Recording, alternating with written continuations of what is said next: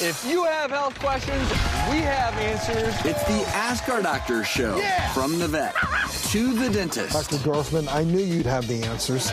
Coming up, chronic sinusitis, and then GERD, acid reflux. If you have a toddler with bad breath, take them to the doctor and figure out what it is. Whether it's a cracked tooth or just plain old bad breath, we've got answers to some of your mouth-related questions. And here to help us out is cosmetic dentist, our friend, Dr. Bill Dorfman. Welcome. Thank you, Jerry. So, we've got a question from one of our viewers on Instagram. It reads, my teeth look fine, but if I looked at my teeth with a certain light, I see that they're cracked. What would cause these cracks, and are my teeth going to end up breaking and falling apart? All right, so here's the deal. They're not cracked. What you're seeing are called craze lines, and they're superficial. They're very, very, very harmless. They're not going to hurt you at all, and they're usually caused just by use and abuse. As a kid, if you hit your teeth or you traumatize them, you'll get these craze lines.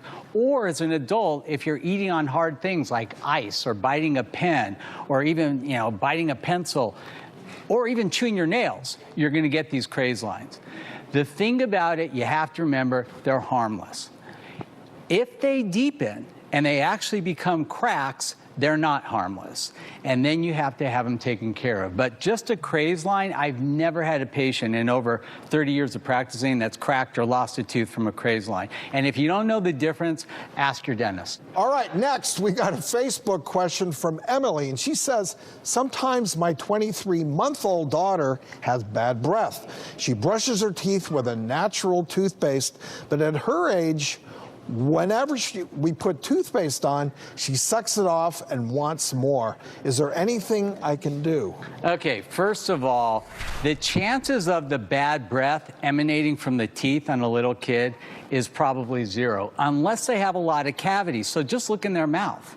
More likely, there are other things. Number one, mouth breathing. When you open your mouth and your mouth dries out, there's a proliferation of bacteria that can cause bad breath, chronic sinusitis, and then GERD, acid reflux. So if you have a toddler with bad breath, take them to the doctor and figure out what it is. You make such a great point when it comes to kids and bad breath. You have to think about certain ear, nose, and throat problems that can lead to mouth breathing, enlarged adenoids, tonsils, sinusitis, like you said. I'll tell you one of the worst things. They lodge stuff in their nose. That'll get, that creates quite an odor.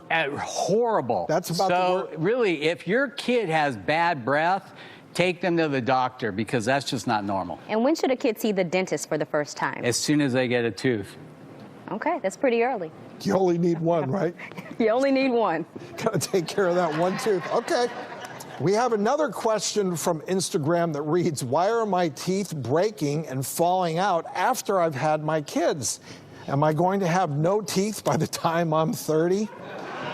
I guess both of you, all right, here's the thing. There's absolutely no medical correlation between pregnancy and losing your teeth. There is a condition called pregnancy gingivitis. Yes.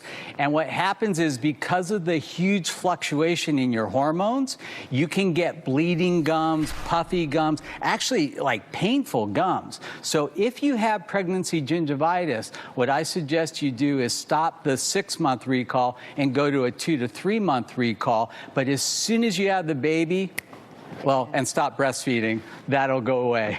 And then the pregnancy gingivitis typically peaks in the 3rd trimester. And something that you can do when you have irritation is you can take, a cup of water, warm water, and you can mix in a teaspoon of salt. And sometimes that'll help with the irritation a lot.